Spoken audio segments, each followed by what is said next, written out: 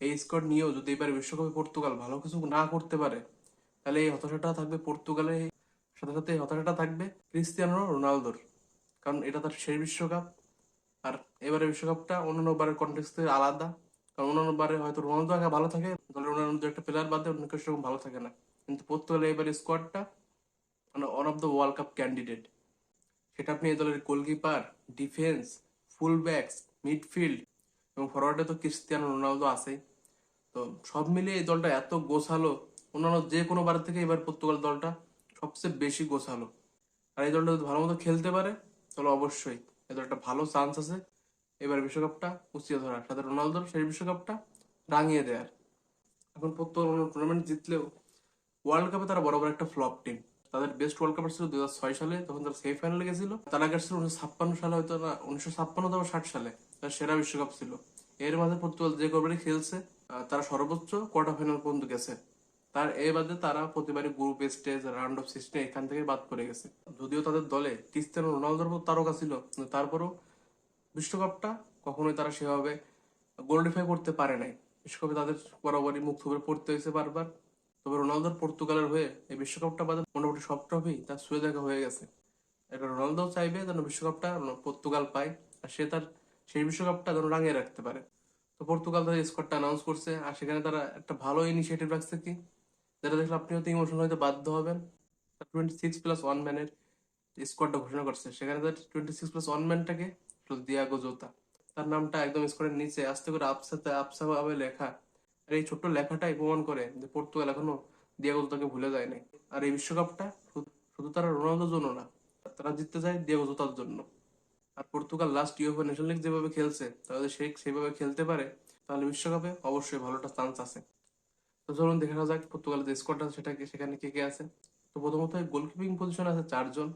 আমি জানি না 4 জন কেন নিয়েছে, এখানে 3 জন নিলে হয়ে যায়, কারণ মোস্ট টিমই 3 জনেই নাই। কারণ একজনের ইনজুরি পড়লে আরেকজন আছে, আরেকজন তো ইনজুরি পড়লে ব্যাকআপ থার্ড কিপার আছে, কিন্তু 4 জন গোলকিপার, সেখানে একটা প্লেয়ারকে, সেখানে একটা গোলকিপার কমে একটা তো মিডফিল্ড কিংবা ফরওয়ার্ড নেওয়া যাইতো, একটা ডিফেন্ডার নেওয়া যাইতো। কিন্তু 4 জন গোলকিপার কেন, এটা রবার্টো মার্টিনেজই ভালো জানে। তো সেই প্রশ্নটা তার কাছেই থাকবে। তো গোলকিপিং পজিশনে কে কে আছে? প্রথমে আছে দিয়াগো কস্তা, রুই সিলভা, জোসে সা, এবং 4 নম্বর যে গোলকিপারটা সে হলো রিকার্দো ভেলহো। এখন যদি গোলকিপিং পজিশনের কথায় আসি, তাহলে পর্তুগালের প্রথম চয়েস অবশ্যই দিয়াগো কস্তা। অন্য যে গোলকিপারই থাকুক, তারা যদি গ্রুপ চ্যাম্পিয়ন হয় সেক্ষেত্রে লাস্ট ম্যাচে হয়তো রুই সিলভাকে দেখা দিতে পারে। আমাদের দিয়াগো কস্তার জায়গা কেউ নিতে পারতেছে না। আমার মতে দিয়াগো কস্তা বিশ্বের অন্যতম একজন আন্ডাররেটেড গোলকিপার। শর্ট স্টপিং এ দুর্দান্ত, বল বল পেয়ে খেলতে পারে। আর তার সবচাইতে বড় গুণ পেনাল্টি সেভ। যদি ম্যাচ টাইব্রেকারে যায়, তাহলে দিয়েগো কস্তা এমন একজন মানুষ যাকে পর্তুগাল ফ্যানরা ভরসা করে। কারণ তারা জানে সে যে কোনো সময় একটা মিরাকেল পুল আপ করতে পারে। অন্যদিকে জোসেসা এবং রুই সিলভা দুজনে ভালো ব্যাকআপ। তো মোটামুটি গোলকিপিং পজিশন নিয়ে পর্তুগাল মোটামুটি সর্টেড, সেখানে চিন্তা ভাবনা তেমন কিছুই নাই। এরপর আসি পর্তুগালের ডিফেন্স। এটা নিয়ে পর্তুগাল মোটামুটি নিশ্চিন্ত থাকতে পারে, কারণ তাদের কিছু ওয়ার্ল্ড ক্লাস ডিফেন্ডার আছে, যারা ডিফেন্স একদম নিতন্দ্র প্রহরী জাতের বলে, সেরকম কিছু। সেক্ষেত্রে পর্তুগালের ডিফেন্স নিয়ে সেরকম চিন্তা ভাবনার কিছুই নাই। এখানে কারা কারা আছে, এখানে প্রথমে আছে ম্যাথাস নুনেস, যে সিটির হয়ে দুর্দান্ত একটা সিজন কাটাইছে। মানে সে সিজনের প্রথমে সে নিজেও জানতো না যে সে ফুলব্যাক হিসেবে খেলবে, কিন্তু লিব্রামেন্টোকে সাইন না করানো, তারপরে ম্যাথাস নুনেসকে পেপ খেলাইছে রাইট ব্যাক পজিশনে। আর পুরো সিজন জুড়ে তার যে অ্যাটাক আর ডিফেন্সের কম্বিনেশনটা, আর যেভাবে সে একদম বলও ক্যারি করতে পারে আবার ডিফেন্সে হেল্পও করে, সেটা আসলে দুর্দান্ত। একদম পোপার একটা রাইট ব্যাকের মতো কাজ করছে।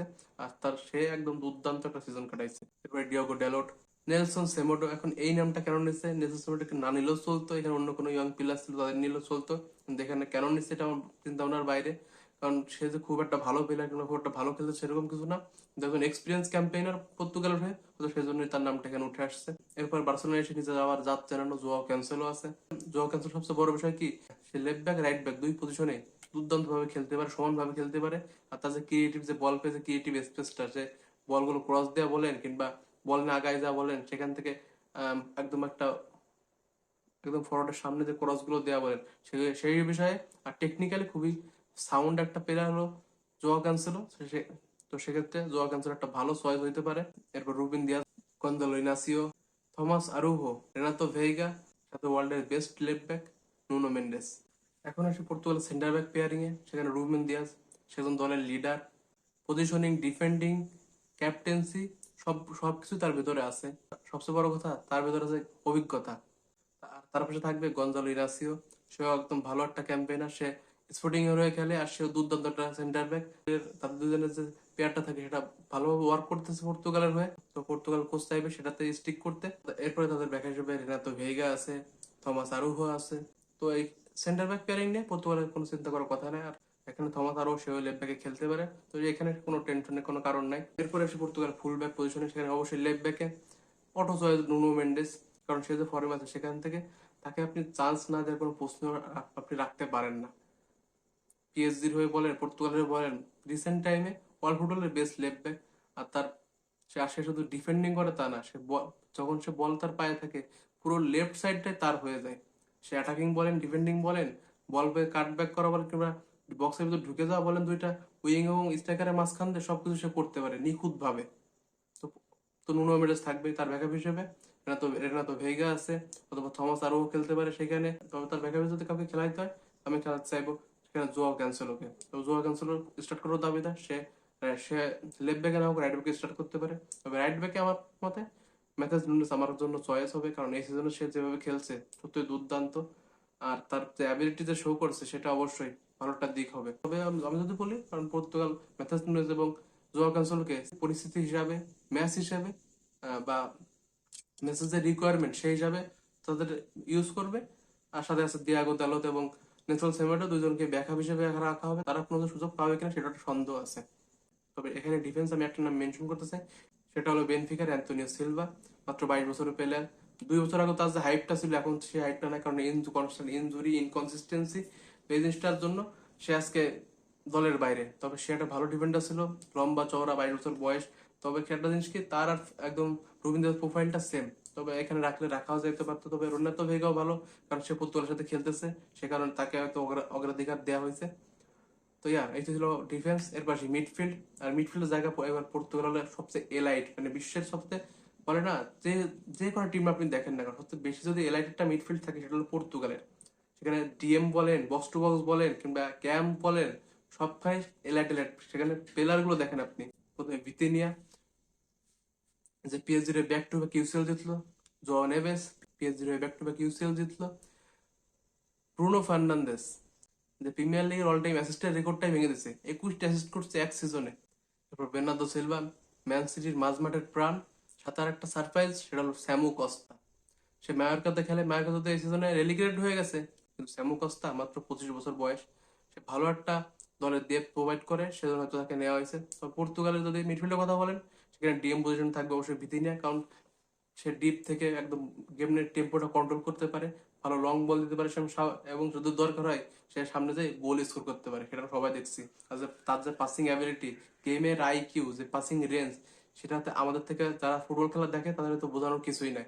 তো Vitinha as a auto choice, সাথে আছে Joao Neves, a proper box to box midfielder, যে গোল স্কোরিং, যার গোল স্কোরিং অ্যাবিলিটিও আছে, ডিফেন্সিভও করতে পারে, এবং সে প্রয়োজন পড়লে ইনভার্টেড রাইট ব্যাক হিসেবেও খেলতে পারে। তো এই ক্ষেত্রে তার অনবদ্য তারা দুইজন। আর তার সাথে থাকবে অবশ্যই ব্রুনো ফার্নান্দেস, যে এই সিজনে যা করছে তা মানে হিস্টোরি বুকে রাখার মতো। মানে একটা হিস্টোরিক সিজন গেছে তার। 21টা অ্যাসিস্ট মুখের কথা না প্রিমিয়ার লিগে, আর সে এটা করে দেখাইছে। আর সে পর্তুগাল হবে। আর এই জন্য পর্তুগালের এই মিডফিল্ডটাকে আমি বলি একটা এলাইট মিডফিল্ড। এরকম মিডফিল্ড বর্তমানে বিশ্ব অন্য কোনো টিমের কাছে নাই, যেটা পর্তুগালের কাছে আছে। তারপর তার সাথে ব্যাকআপ হিসেবে আছে কি, বেনার্দো সিলভা, যে মিডফিল্ড এবং রাইট উইং যেখানে খেলতে পারে। আর স্যামু কস্তা, যে ভালো একটা ব্যাকআপ। সব মিলে পর্তুগালের মিডফিল্ডার সবচেয়ে কম্প্যাক্ট, সবচেয়ে ভালো এবং সবচেয়ে ব্যালেন্সড মিডফিল্ড। এখানে ডিফেন্সিভ পজিশন, বলে গেমের টেম্পো কন্ট্রোল করা, অ্যাসিস্ট করা, এই সব ক্ষেত্রে তিনজনই প্রপার পাক্কা তাদের কাজে। আর এখানে এক্সপেরিমেন্টেশন ভিত্তিন এবং ব্রুনো ফার্নান্দেস, তারা জাস্ট ফ্ললেস। আর একটা প্লেয়ার নাম তো ভুলে গেছিলাম, সেটা হলো রুবিন নেভেস। সৌদি আরবে খেলে, কিন্তু তার খেলার ধারটা এখনো কমেনি। দুর্দান্ত একটা প্লেয়ার। সে ডিএম পজিশনে খেলতে পারে, সামনে ফরওয়ার্ডে যাইতে পারে, এবং সেন্টার ব্যাকেও খেলতে পারে প্রয়োজন পড়লে। যখন দলের পজিশন শিফট হয় প্লেয়ারদের, তখন দুইটা উইং ব্যাক উঠে যায়, তখন সে ইজিলি ভাবে ডিএম পজিশনে চলে আসে। এটা একটা রুবিন নেভেসের বড় শক্তি। আর সে একটা দল, সেই দলের যে ডেপথটা প্রোভাইড করবে সেটা আনম্যাচেবল। এখন আসলে পর্তুগাল অ্যাটাকিং সাইডটা নিয়ে, সেখানে অবশ্যই আছে Rafael Leao, Francisco Conceicao, Pedro Neto, Trincao, Joao Felix, Goncalo Guedes 3 বছর পরে জাতীয় দলে। গঞ্জালো রামোস এবং সাথে the best ever Cristiano Ronaldo. এখন যদি আসি পর্তুগালের অ্যাটাকিং এ, তাহলে এইখানে একটু কনসার্নের বিষয় আছে। আমি বলতেছি না যে একেবারে খারাপ কিংবা খুবই বাজে, তবে একটা জিনিস কি, এখানে প্লেয়ারদের ইনকনসিস্টেন্সি আছে। আপনি একটা প্লেয়ার দেখান রোনালদো বাদে, যে প্রপার গোল স্কোরার, রোনালদো বাদে প্রপার দায়িত্ব নিয়ে বলতে পারে যে হ্যাঁ আমি গোল করে ম্যাচ জেতাবো, এই স্কোয়াডে সেরকম কেউই নাই। না রাফায়েল লিয়াও, না পেদ্রো নেতো, না গঞ্জালো রামোস, না গঞ্জালো গুয়েদেস, কেউই না। এখন আসে আমাদের এইসব প্লেয়ারদের নিয়ে। তো রাফায়েল লিয়াও এই সিজনটা নাম্বার 9 খেলানো হয়েছিল, ট্রাই করা হয়েছিল এসি মিলানে, কিন্তু সে টোটাল ফ্লপ। সে একজন ভালো প্লেয়ার, কোনো সন্দেহ নাই, নিখুঁত একটা প্লেয়ার, অন বিয়নে দুর্দান্ত, পেস আছে, ফিনিশিংও আছে ভালো, কিন্তু সমস্যা কি, ইনকনসিস্টেন্সি। তারা কনসিস্টেন্টলি ভালোভাবে খেলতে পারেন, এক ম্যাচ ভালো খেলে আর 2 ম্যাচ খারাপ খেলে, এইভাবে খেলে। এটা সবচেয়ে বড়, এটা সবচেয়ে বড় খারাপ জিনিস। আর আসলে একটা জিনিস কি, সে ওয়ার্ক রেট ঠিক মতো দিতে চায় না, একটা একবার প্রেস করবে একবার করবে না। যখন একটা প্রেস নেবার টিমে এরকম একটা প্লেয়ার থাকবে, তখন সেই টিমের প্রেসিং তো নষ্ট হবে, পুরো টিমের রিদমটাই নষ্ট হয়ে যায়। এরপর সে ফ্রান্সিসকো কনসেকাও, তার যদি স্টার্ট গুলো আপনি দেখেন, খুব একটা ভালো স্টার্ট নেই। 41 ম্যাচে 4টা গোল 4টা অ্যাসিস্ট, কিন্তু তাকে নেওয়া হয়েছে কেন? তার যে অন বিয়নে যে, তো অন বিয়নে বা ছোট ছোট স্পেসে তার যে বল যে বের করার যে ক্ষমতাটা কিংবা একটা পাস দেওয়ার ক্ষমতা, সেটা দুর্দান্ত। আপনি যদি খেলা দেখে থাকেন, হয়তো আপনি ও পরিবর্তে হয়তো গোল করবে না, কিন্তু এমন এমন বল ক্রিয়েট করবে কিংবা একটা প্রি পাস দেবে, যেটা খেলার মোড় ঘুরিয়ে দিতে পারে। সেই জন্য ওকে নেয়া। আর ও হয়তো স্টার্ট করবে না, সেটা শিওর থাকেন, কিন্তু যখন ও নামবে দেখেন যে দলের একটা আলাদা গতি বেড়ে গেছে। সেটা অ্যাটাকিং এর ক্ষেত্রে হোক কিংবা বল প্রোগ্রেশনের ক্ষেত্রে হোক, সেটা আপনি গতিটা দেখবেন যে আলাদাভাবে বেড়ে গেছে। আর এটাই ফ্রান্সিসকো কনসেকাওয়ার কাজ। এবারে পেদ্রো নেতো চেলসির মোটে একটা ডিসেন্ট সিজন কাটাইছে। তো পেদ্রো নেতো সমস্যা হচ্ছে, সেও ইনকনসিস্টেন্ট। সে টোটালি এক প্রতি ম্যাচে গোল পাবে না, সে গোল সুযোগ মিস করে, তো এটা একটা দেখার বিষয় হবে। তবে হ্যাঁ, পেদ্রো নেতো একটা যথেষ্ট ভালো চয়েস। সে লেফট উইং রাইট উইং দুই জায়গায় খেলতে পারে, কিন্তু ফলস লাইনেও খেলতে পারে। তবে হ্যাঁ, সে তার প্রিফার্ড পজিশন অবশ্যই রাইট উইং। এরপরে তিরিঙ্কাও, এই প্লেয়ারটা নিয়ে আমি খুবই এক্সাইটেড। তিরিঙ্কাও এই সিজনে স্পোর্টিং এর দুর্দান্ত সিজন কাটাইছে। 17টা মতো গোল আছে সিজনে তার, 13টা অ্যাসিস্ট। তো বুঝতেই পারতেছেন সে কতটা ভালো সিজন কাটাইছে। আর তিরিঙ্কার সবচেয়ে বড় জিনিস কি, সে অ্যাসিস্ট করতে কখনো পিছু পায় না। সে যদি দেখা যায় একটা স্পেস আছে, আমি অ্যাসিস্ট করলে এখানে গোল হইতে পারে, সে অ্যাসিস্টটা দিয়ে দেবে। সে বলটা পায়ে ধরে রাখবে না, সেলফিশ ভাবে খেলবে না। এটাই তিরিঙ্কার সবচেয়ে বড় স্ট্রেংথ। তিরিঙ্কা এই টিমের একটা বড় তুরুপেতার হইতে পারে, কারণ তার একটা ভালো অ্যাবিলিটি আছে, সেই অ্যাবিলিটি অবশ্যই কাজে লাগাতে চাইবে। যাতে মার্টিনেজ তাকে ভালো মতো ইউজ করতে পারলে তিরিঙ্কো একটা তুরুপের তাস হতে পারে এই টিমের। এরপরে আসি গঞ্জালো রামোস এবং গঞ্জালো গুয়েদেস। গঞ্জালো গুয়েদেস খুব একটা, গঞ্জালো গুয়েদেসকে কি ধরনের আছে আমি জানি না, তবে একটা জিনিস হইতে পারে, বক্সের ভিতরে যে ডিরেক্ট থ্রেটটা ক্রিয়েট করতে পারে গঞ্জালো গুয়েদেস, সেটা অসাধারণ। কারণ পর্তুগাল যখন প্রথম যে ন্যাশনালটা জিতছিল, সেটা সেই উইনিং গোলটা করছিল গঞ্জালো গুয়েদেসই। দূরপাল্লা থেকে একটা দূরপাল্লার শট, সেটা সিলিসেনকে বিট করে। আর সে এরকম কিছু করতে পারে যে বক্সে হুটহাট করে একটা শট নেবে, বক্সের ভিতরে একটা থ্রেট ক্রিয়েট হবে আলাদা। সে এইটার জন্য গঞ্জালো গুজেসকে নেওয়া হয়েছে, ভালো একটা ব্যাকআপ রাফায়েল লিয়ার জন্য কিংবা পেদ্রো নেতোর জন্য, কিংবা সে ফলস লাইনও খেলতে পারে, সে সেজন্য তাকে নিয়েছে। এরপর সে গঞ্জালো রামোস। গঞ্জালো রামোস খুব একটা ভালো সেন্টার আছে বলবো না, কারণ পিএসজি সে সুযোগই খুব কম পাইছে। তবে হ্যাঁ, সে একটা ভালো ফক্স ওভার নাম্বার 9। হয়তো সে রোনালদোর মতো ইফেক্টিভ না, ইয়ং হয়েছে রোনালদোর মতো ইফেক্টিভ না, তবে হ্যাঁ গঞ্জালো রামোস ইউজফুল হইতে পারে। আর last but not the least, সে হলো গিয়ে জোয়া ফেলিক্স। সৌদি লিগে দারুণ সিজন কাটাইছে। রোনালদোর সাথে তার কম্বিনেশনটা খুব ভালোভাবে জমেছিল সৌদি লিগে। তবে সৌদি লিগ আর ওয়ার্ল্ড কাপ আলাদা জিনিস, এটা আমাদের মানতে হবে। আর হয়তো, তবে জোয়া ফেলিক্স সব ম্যাচ স্টার্ট করবে না, স্টার্ট করার কথাও না। তবে একটা জিনিস কি, জোয়া ফেলিক্স আপনি যে কোনো পজিশনে ইউজ করতে পারেন, সেটা সেটা অ্যাটাকিং মিড হোক, লেফট উইং হোক, সেকেন্ড স্ট্রাইকার হোক, সব কাজ সে ভালো মতো ফিট হয়ে যায়।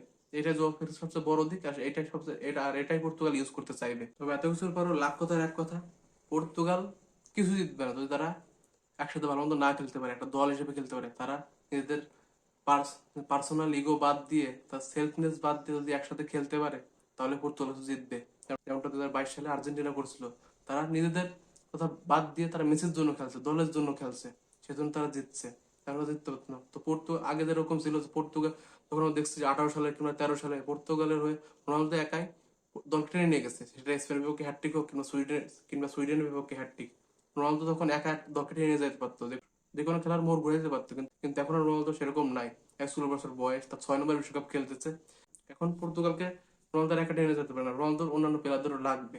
আর সেসব আর বাকি সব প্লেয়ারদের রোনালদোকে সেই সঙ্গটা দিতে হবে। যদি তারা সেই সঙ্গটা দিতে পারে রোনালদোকে ভালো মতো, পর্তুগালের জন্য ভালো একটা চান্স আছে ভালো কিছু করার। আর যদি তারা সেটা না পারে তাহলে পর্তুগাল এবার মুখ থুবড়ে পড়বে, এবারও ব্যর্থ হবে বিশ্বকাপে।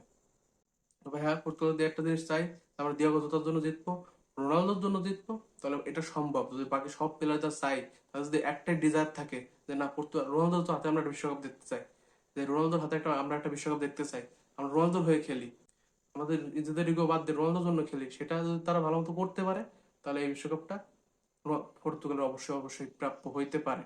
তবে একটা জিনিস কি, এগুলো করার আগে অবশ্যই প্লেয়ারদের ইগো বাদ দিতে হবে, তাদের সেলফনেসটা বাদ দিতে হবে, তা না হলে এরকমটা সম্ভব না। এখন আমার ফাইনাল প্রেডিকশন কি, পর্তুগাল হবে এই বিশ্বকাপের একটা ডার্ক ফোর্স। তারা শুধু কোয়ার্টার ফাইনাল বা সেমিফাইনাল না, তারা ফাইনালও যেতে পারে এবং ফাইনালটা জিততেও পারে। কিন্তু সবকিছু নির্ভর করতেছে তিনটা বিষয়ে, যে প্লেয়াররা কেমন, প্লেয়াররা কি একটা টিম হিসেবে খেলবে নাকি নিজেদের ইগো খাটায় তারা সিঙ্গেল সিঙ্গেল একটা পার্সোনালিটি হিসেবে খেলবে। তাদের ডিফেন্স সমস্যা আছে, তারা ক্রুশিয়াল মোমেন্টে গোল কনসিড করে, যেটা একদমই ভালো দিক না। এরপর রোনালদোর ফিটনেস, তাদের ফরওয়ার্ডদের গোল স্কোরিং যে অ্যাবিলিটিটা সেটা কেমন হচ্ছে সেটা দেখার বিষয় থাকবে। আর সবচেয়ে বড় বিষয় তাদের midfield Vitinha, Joao Neves, Bruno Fernandes এবং বের্নার্দো সিলভা, এই চারজনের ফর্ম, তারা আর একসাথে কেমন করতেছে, এই জিনিসগুলো যদি ক্লিক করে তাহলে পর্তুগাল এই সিজনে, তাহলে পর্তুগাল এই বিশ্বকাপে ভালো একটা চান্স আছে বিশ্বকাপটা জেতার, যদি তারা ভালো মতো খেলতে পারে, একসাথে খেলতে পারে, দলের জন্য, রোনালদোর জন্য, দিয়েগো জোতার জন্য খেলতে পারে, তাহলে পর্তুগালের বিশ্বকাপে ভালো একটা চান্স আছে। এখন প্রশ্ন হলো, ক্রিস্তিয়ানো রোনালদো কি ক্যারিয়ারের শেষ বিশ্বকাপে ট্রফি জিততে পারবে, নাকি তার বিশ্বকাপ জেতার স্বপ্নটা স্বপ্নই থেকে যাবে? কমেন্টে আপনার মতামত জানাতে ভুলবেন না। যদি ভিডিওটি ভালো লাগে তাহলে অবশ্যই লাইক কমেন্ট সাবস্ক্রাইব করবেন, কারণ আমাদের টার্গেট 10,000 ফলোয়ার। আর সাথে থাকুন তবুস মাদ্রিদ অ্যান্ড বিয়ন্ডের।